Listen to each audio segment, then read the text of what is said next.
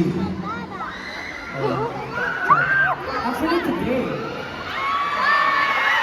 Yeah, I mean, seeing you guys today, this is the first time we've seen you guys here tonight. We're very happy and we're very touched to see you guys here tonight.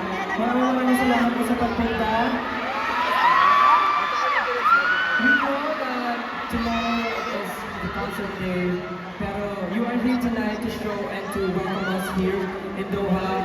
And I think every time we perform or we share the stage with A-Team, that's already special. And especially tonight, we're very happy and thankful to everyone who's here. And we hope to see you guys tomorrow at our concert. And again, A-Team, thank you so much.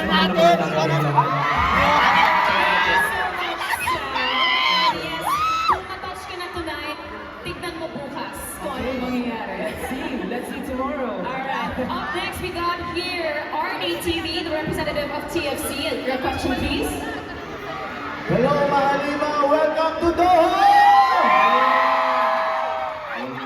I'm RD from the Filipino channel and Popsi TV, of course. My question, SB19 has gained massive recognition globally.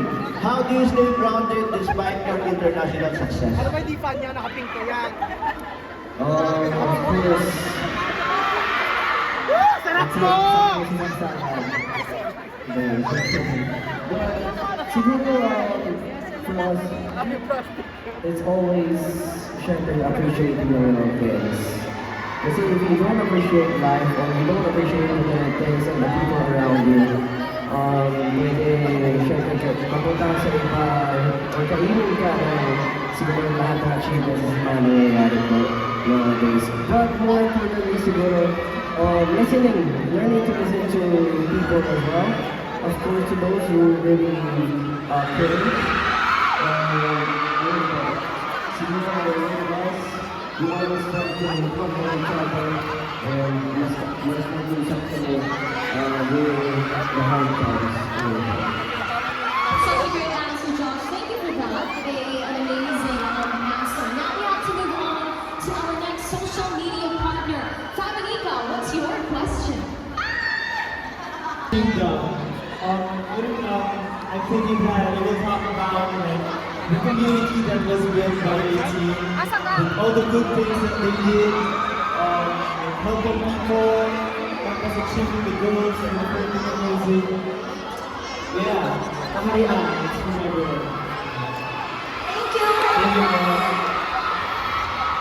Alright, so tingnan nyo naman na yung kaharian nyo dito sa Doha Qatar. Nung kanina pa talaga tumili, right from the moment they saw your hair strands from the top, no?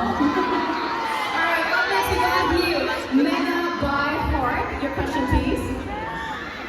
Hi, SB19, welcome to Doha Qatar! Ay, sana, Eklan! Maligayang magandang sa mundo ng mga tao. My question is, what's one thing that you learned from your original fans that inspires your music?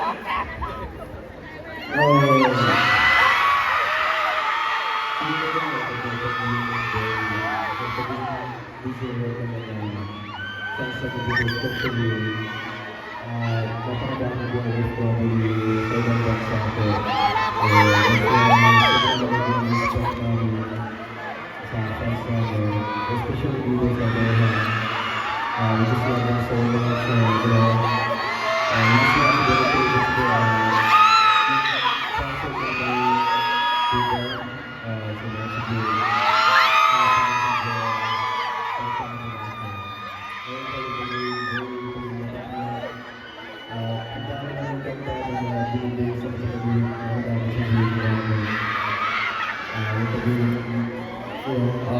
good Thank you, Ken, for answering that question. I'm very sure that all of our 18 fans feel that love and respect. Moving on to our social media partner. Give it up for Hazel on guitar and her question. Hello, SB19. Welcome to Doha Qatar. I'm Hazel of Hazel in Qatar. Here's my question. What's the first thing that came to your mind when you heard you'd be performing here in Doha, Qatar? Siyempre na masaya.